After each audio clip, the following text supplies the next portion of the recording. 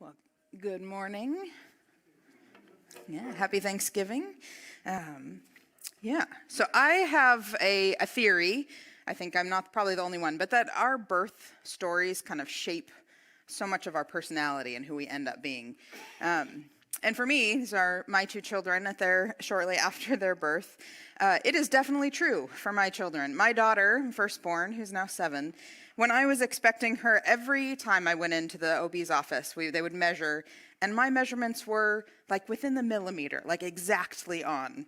And my water broke at 1 a.m. on my due date. She was perfect, right? And all of her timing was just right. But then when it came time to actually enter the world and give birth, after 30 hours of labor and 3 hours of pushing, my daughter had the cord wrapped around her neck twice. And she struggled very much to enter this world.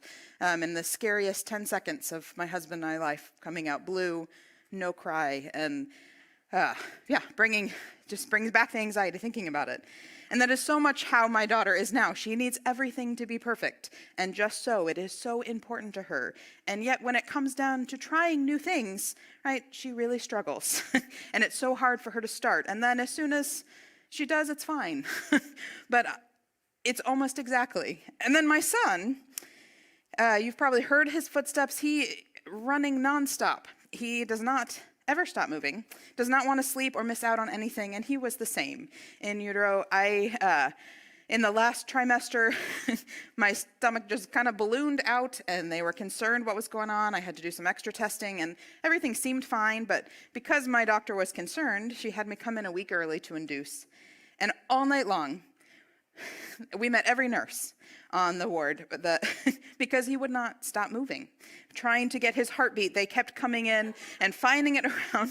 And so after an exhausting night of nobody sleeping, which has kind of been the last 5 years of our lives, finally the doctor came in the morning and said, well, this isn't working. So she broke my water and out slips the umbilical cord. They rushed me to an emergency C-section. He was born, I believe, within 8 minutes of that, leaving his poor father alone in the delivery room waiting, wondering what's going on.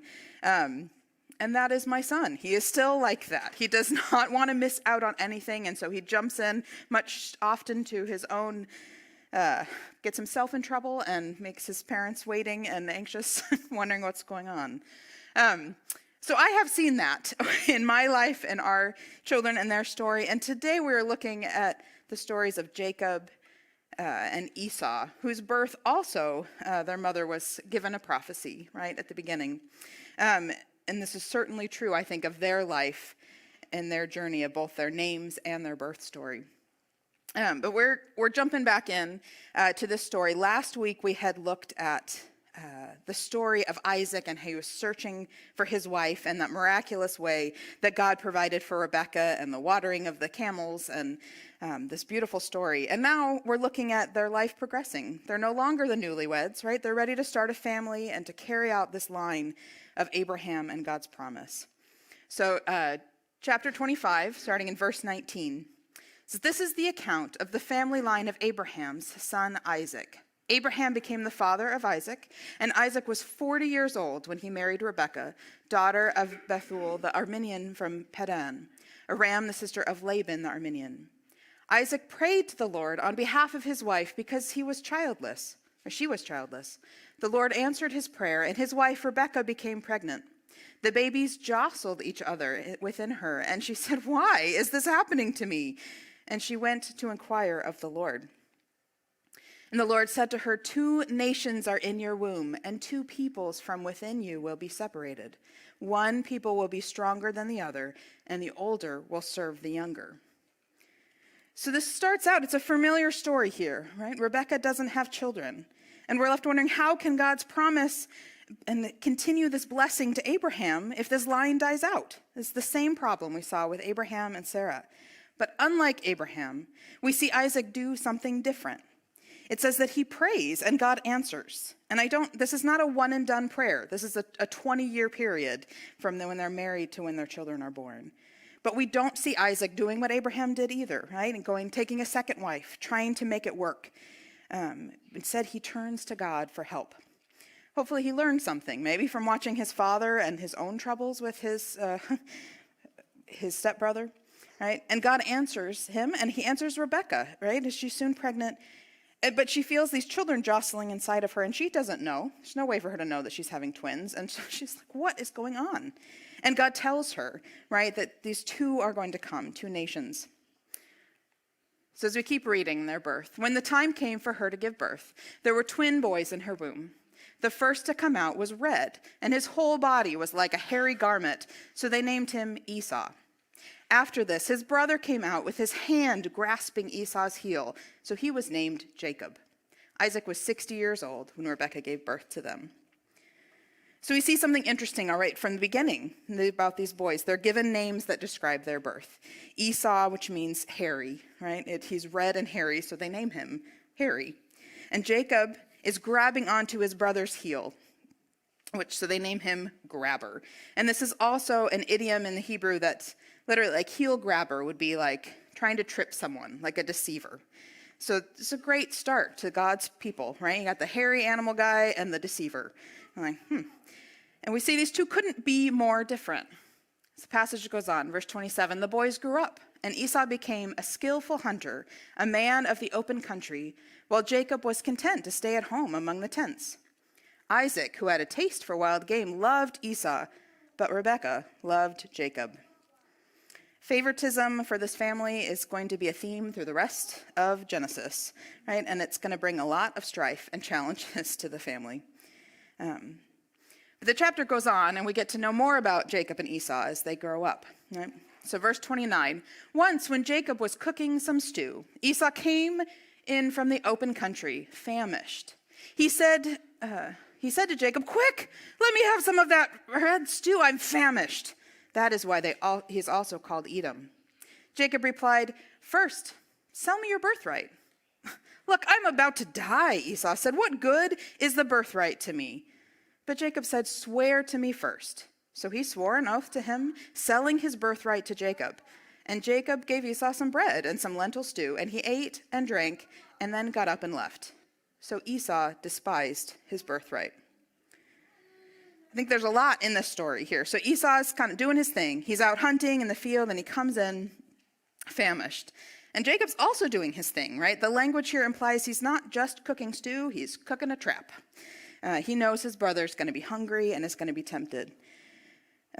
Esau, exhausted, he comes in, I think the language implies is kind of crude. He's like, feed me, I'm starving, right? And Jacob's like, sure, you can have some stew, but just one little thing. It's just a trifle. I kind of hear Ursula in my head, if you've watched The Little Mermaid, right? Just sign here, give me your birthright, no big deal, and then I'll give you some soup, right? And this is a very strange interaction, I think. Like, these are not equal things. It's like, give me your blessing when our father dies, that I'll inherit everything, and I'll give you a bowl of soup. And the strange thing is that Esau is like, okay, what is it to me, right? This is not a good trade for him. But he agrees, and he eats, and he leaves. And I think we're told he despised his birthright, which is the privilege of inheriting, being the image of his father. And we know this line of Abraham, this birthright, is even more significant, right? It's what's promised in the garden, this authority to rule. This birthright is how God is going to bless the world.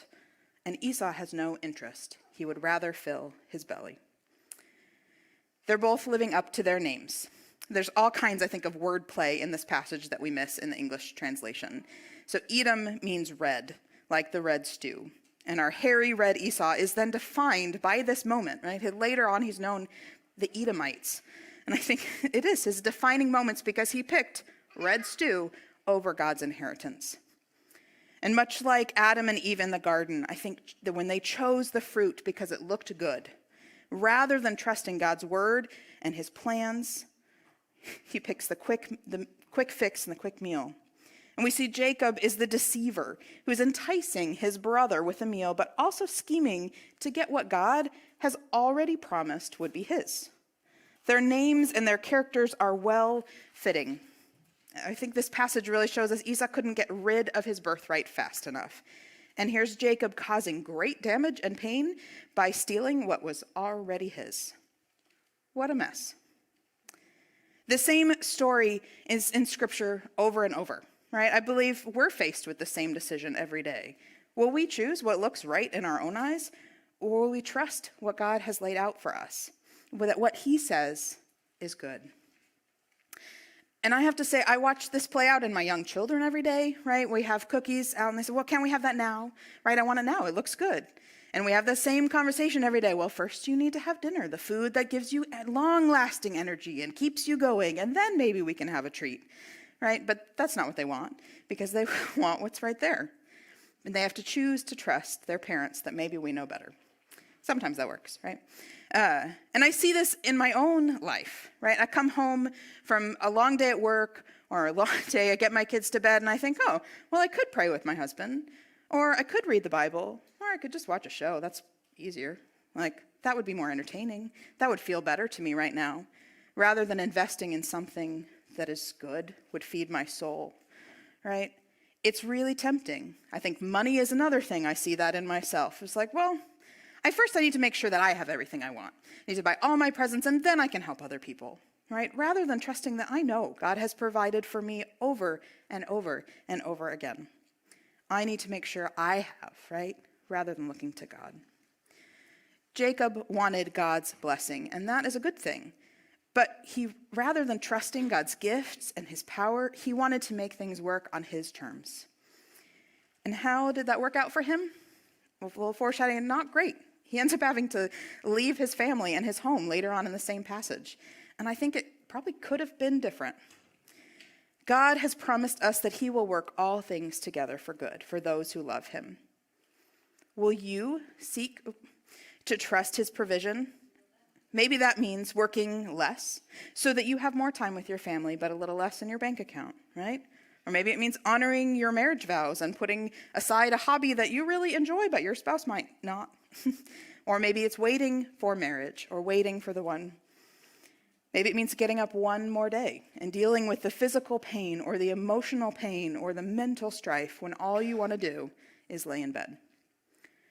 So we often repeat in our house. So this book, a famous book by Mo Williams, if you're familiar with Elephant and Piggy series, waiting is not easy. And in this classic piece of literature, Elephant and Piggy are having a conversation because Piggy wants to show Gerald this wonderful surprise that he has for him.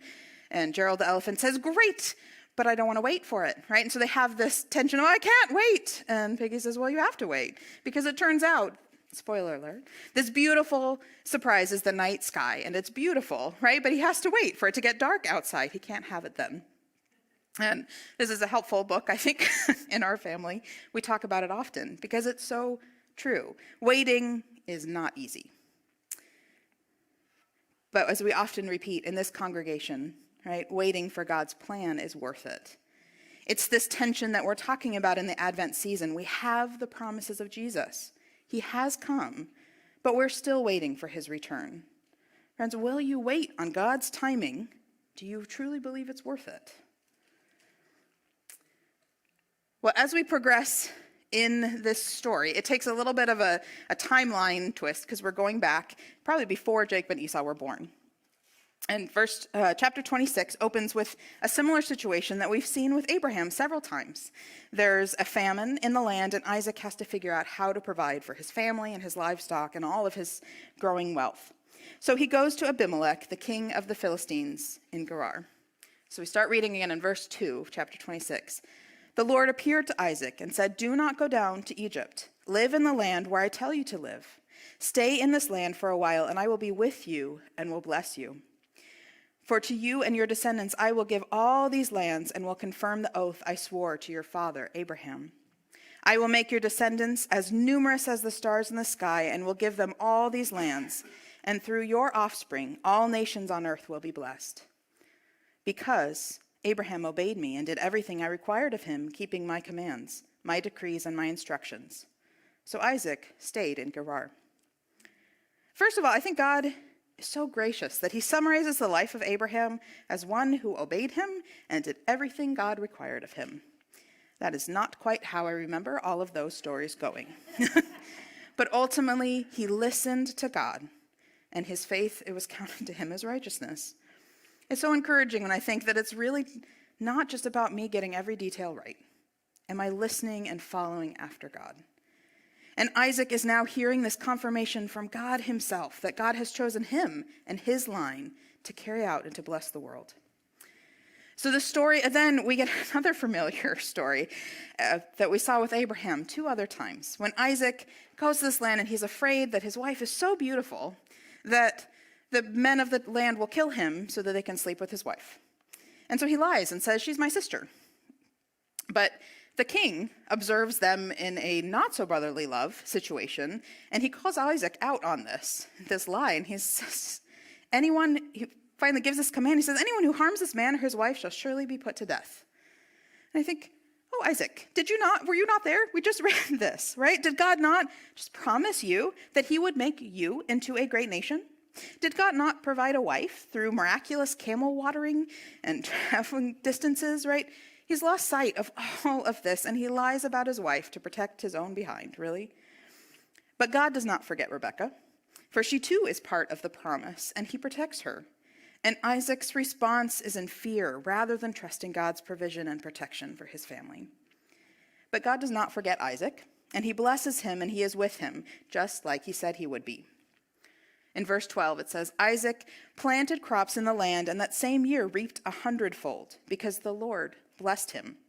The man became rich, and his wealth continued to grow until he became very wealthy.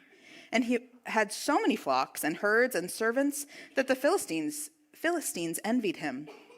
So all the wells that his father's servants had dug in the time of his father Abraham, the Philistines stopped up, filling them with earth. And Abimelech said to Isaac, move away from us. You have become too powerful for us.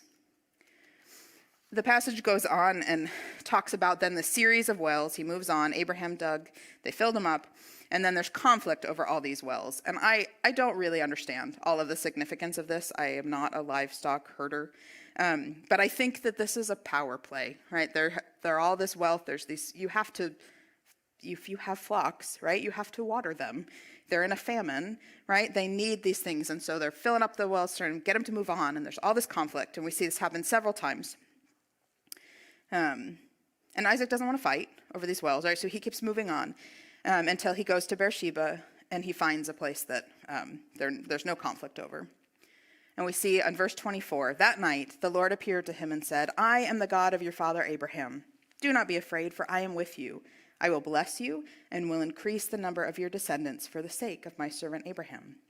And Isaac built an altar there and called on the name of the Lord. There he pitched his tent, and there his servants dug a well. And then Abimelech comes back in the story because he sees that God is with Isaac and is blessing him despite his attempts to hurt him and get rid of him, right? And Isaac questions him after this. He says in verse 28, he says, Abimelech responds to him and he's like, why'd you come back here?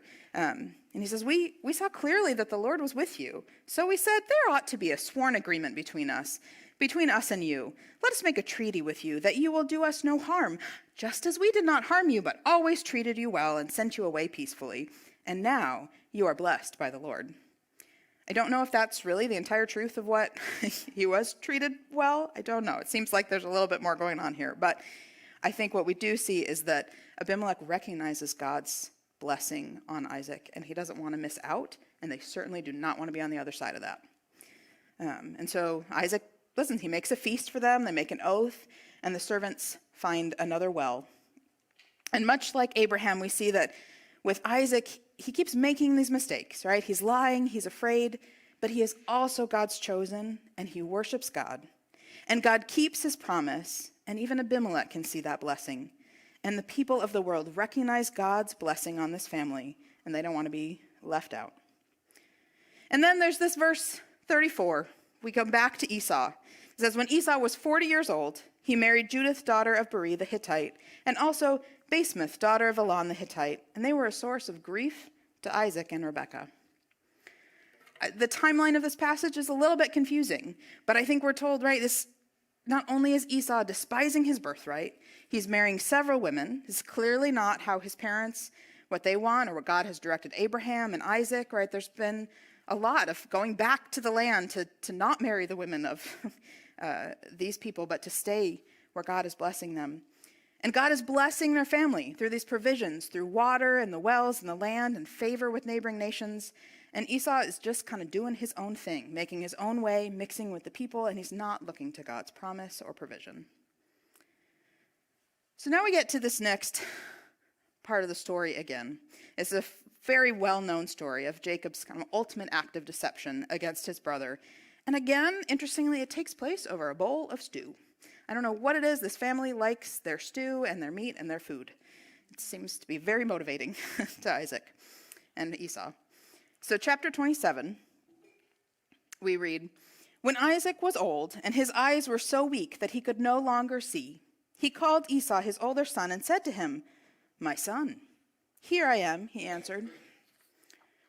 Isaac said, 'I am now old and don't know the day of my death. Now then, get your equipment, your quiver and your bow, and go out to the open country to hunt some wild game for me. Prepare me the kind of tasty food I like, and bring it to me to eat, so that I may give you my blessing before I die.'" I don't know if Isaac just didn't remember that Esau sold his birthright. Esau changed his mind. I don't know what happened in those years in between these stories, but what's clear is that Isaac wants to bless his favorite son, right, his firstborn son. And he seems really focused on the food. And he asks Esau, he says, "Go and prepare me this favorite dish." And Esau goes and does that. But he didn't count on his wife Rebekah overhearing him and her love of her favorite child. Verse 5, we read, "Now Rebekah was listening as Isaac spoke to his son Esau. When Esau left for the open country to hunt game and bring it back, Rebekah said to her son Jacob, 'Look, I overheard your father say to your brother Esau, bring me some game and prepare me some tasty food to eat, so that I may give you my blessing in the presence of the Lord before I die.'" She seemed to add that part about the Lord there.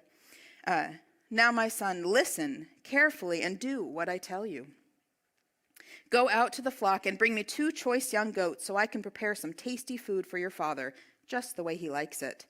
Then take it to your father to eat so that he may give you his blessing before he dies." Jacob said to Rebekah, his mother, "But my brother Esau is a hairy man, while I have smooth skin.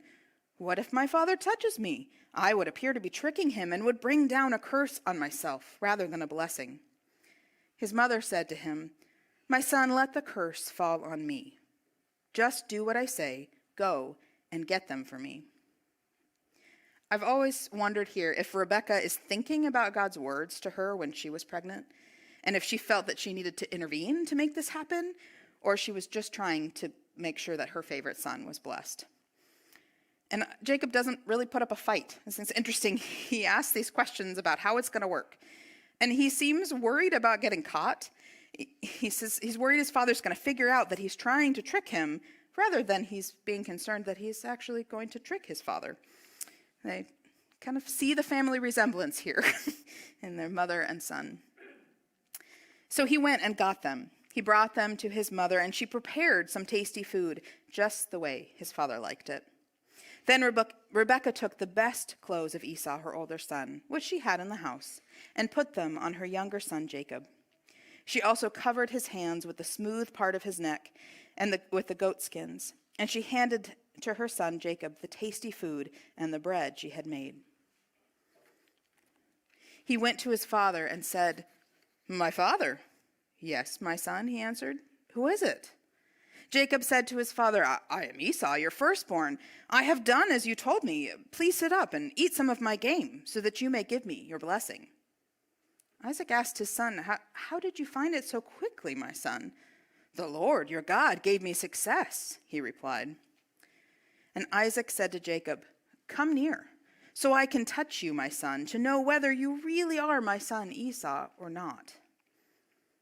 Jacob went close to his father Isaac, who touched him and said, "The voice is the voice of Jacob, but the hands are the hands of Esau."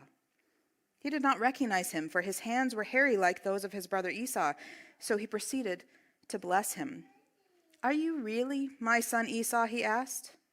"I am," he replied. Then he said, "My son, bring me some of your game to eat, so that I may give you my blessing." Jacob brought it to him, and he ate. And he brought some wine, and he drank. And his father Isaac said to him, "Come here, my son, and kiss me." So he went to him and kissed him. When Isaac caught the smell of his clothes, he blessed him and said, "Ah, the smell of my son is like the smell of a field that the Lord has blessed. May God give you heaven's dew and earth's richness, and abundance of grain and new wine. May nations serve you and peoples bow down to you. Be Lord over your brothers, and may the sons of your mother bow down to you. May those who curse you be cursed, and may those who bless you be blessed." Read this, and I think Jacob was right to think through all those details, right? All of them. He felt him, he smelled him. He and his mother had thought through these details, and they were successful. They tricked him, and he got the blessing. But as with the good stories, there's tension just as Isaac finished blessing him, and Jacob had scarcely left his father's presence. His brother Esau came in from hunting. He too prepared some tasty food and brought it to his father, and he said to him, "My father, sit up and eat some of my game, so that you may give me your blessing." His father Isaac asked him, "Who are you?" "I am your son," he answered, "your firstborn Esau." Isaac trembled violently and said, "Who was it then that hunted game and brought it to me? I ate it just before you came, and I blessed him. And indeed, he will be blessed." When Esau heard his father's words, he burst out with a loud and bitter cry and said to his father, "Bless me too, my father." But he said, "Your brother came deceitfully and took your blessing." And Esau said, "Isn't he rightly named Jacob? This is the second time he has taken advantage of me. He took my birthright, and now he's taken my blessing." Then he asked, "Haven't you reserved any blessing for me?" Isaac answered Esau, "I have made him lord over you, and have made all his relatives his servants, and I have sustained him with grain and new wine. So what can I possibly do for you, my son?" Esau said to his father, "Do you have only one blessing, my father? Bless me too, my father." And then Esau wept aloud. His father Isaac answered him, "Your dwelling will be away from the earth's riches, away from the dew of heaven above. You will live by the sword, and you will serve your brother. But when you grow restless, you will throw his yoke from off your neck." And Esau held a grudge against Jacob because of the blessing his father had given him. He said to himself, "The days of mourning for my father are near. Then I will kill my brother Jacob." Rebekah hears about Esau's plans to kill Jacob, and she wants to send Jacob away to her brother to protect him. And I think she's clever in this, and she comes to Isaac with a legitimate complaint, saying to Isaac, "I'm disgusted with living because of these Hittite women. If Jacob makes a wife from among the women of this land, the Hittite women like these, my life will not be worth living." Something about this interaction, whatever happened, I think awakens Isaac, and he sees that God really has rightfully blessed Jacob. And he calls Jacob to him to bless him this time. And he sends him to find a wife from the same family that he found his wife. And this time, the blessings seem a little more in line with what God has been saying all along. Chapter 28, verse 3, he says, "May God Almighty bless you and make you fruitful and increase your numbers until you become a community of peoples. May he give you and your descendants the blessing given to Abraham, so that you may take possession of the land where you now reside as a foreigner, the land God gave to Abraham." Now Esau had learned that Isaac had blessed Jacob and sent him to Padan Aram to take a wife from there, and that when he blessed him, he commanded him, "Do not marry a Canaanite woman." And Jacob had obeyed his father and mother and had gone to Padan Aram. Esau then realized how displeasing the Canaanite women were to his father Isaac. So he went to Ishmael and married Mathalah, the sister of Naboth, the daughter of Ishmael, son of Abraham, in addition to the wives he already had. What a painful story. A brother turning against brother. What happened to this family who went from praying for God to provide for their children to tricking and deceiving each other, to desiring even to murder each other? Jacob got the blessing, but he also lost his home and his access to his family for quite some time. It makes me think of Adam and Eve being kicked out of the garden, right? And I have to think this story could have played out differently. It's hard to pinpoint a person or a moment that things went off the rails. Everybody was at fault. Isaac was focused on the pleasure of a tasty meal. He wasn't seeking God and his plan for his children. And he was sneaky himself, calling in Esau to give him the blessing.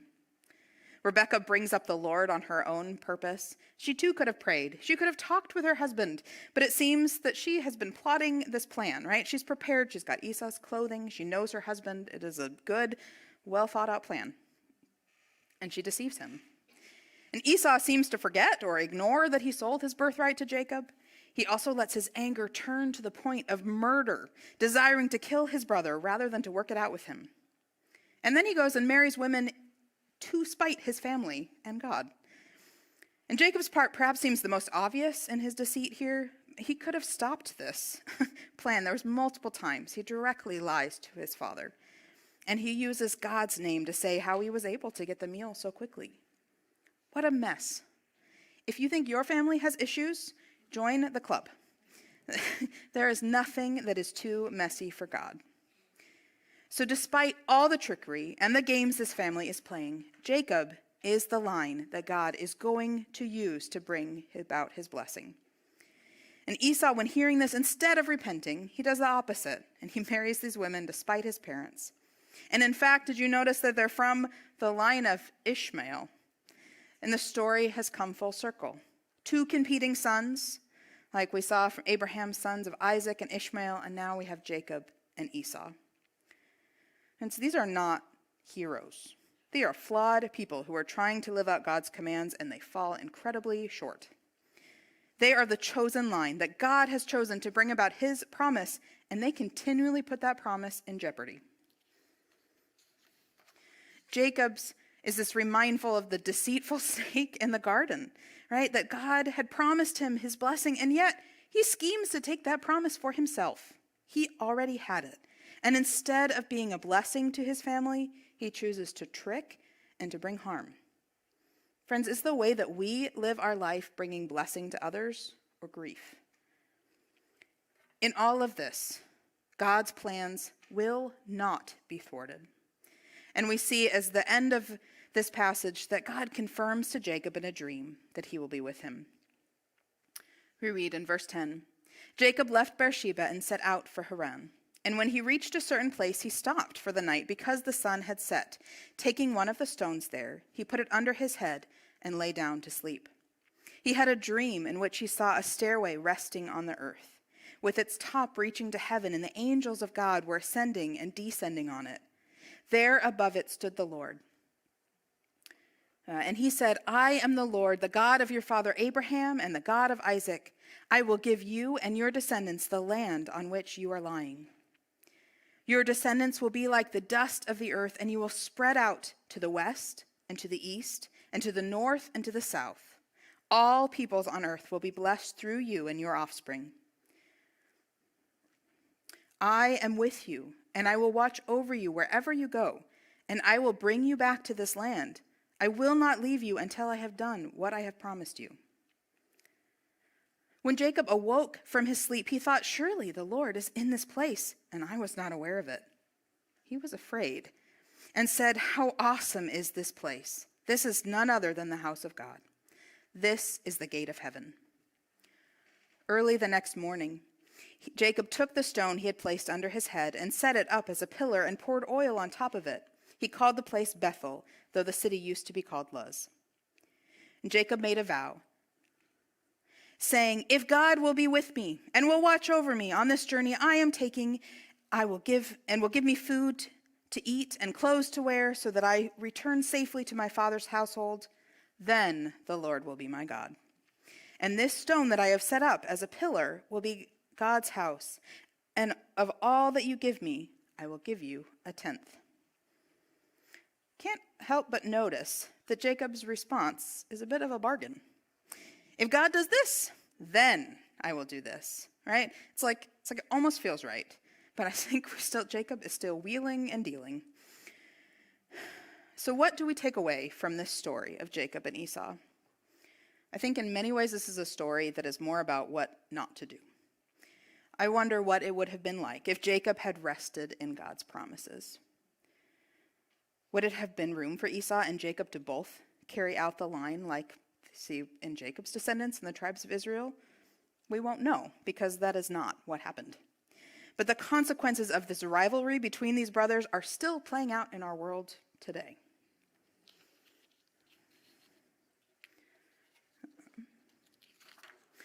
What does it look like for us to rest in God? How do we desire what he has for us and trust his timing, trust his provision for us?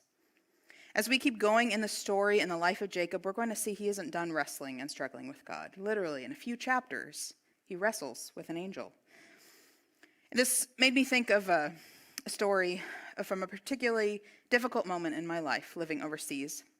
I had just told a friend that I think God was telling me I needed to be still and to wait on him. And in that same conversation, within moments, I found myself becoming anxious. It's like, well, what am I going to do? What am I going to do? I just couldn't be still. I didn't know how. And so interestingly, a few days after that, I was riding my bike over a patch of ice, and I fell. And I broke my ankle in a way that meant surgery and about 6 months of recovery with very minimal walking, and a non-ADA compliant apartment or country, for that matter. So I was mostly sitting in my home.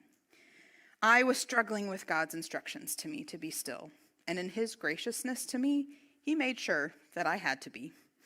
I think he knew me. That was probably the only way that I could stop. And that's much more to that story after that. But God used that to change some things that needed to be changed in my life. It is not easy to wait, to rest on God's timing, but it is worth it. This season of Advent, we spend time focusing on waiting, seeing the light that pierces the darkness.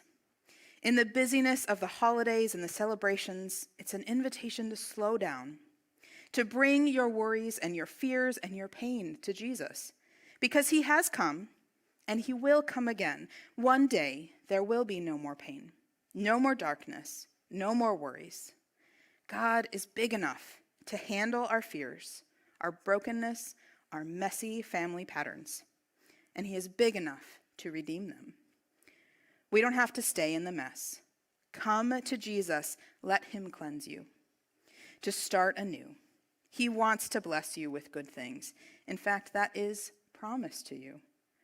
We know that the promised snake crusher, that promise from the Garden of Eden, and this line that we are tracing through the family of Abraham, we know that that promised one has come, and yet we still wait for the redemption of all things.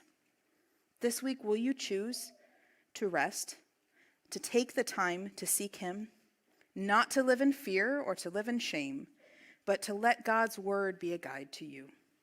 May we learn from Isaac's family that God will sustain us. He will keep his promises, and we can rest in his timing. Let's pray.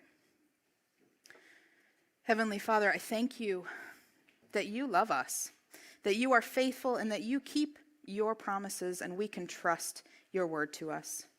We thank you that you sent your Son, Jesus, that we have hope now and hope in eternity. May we love you and rest in you this week. In Jesus' name.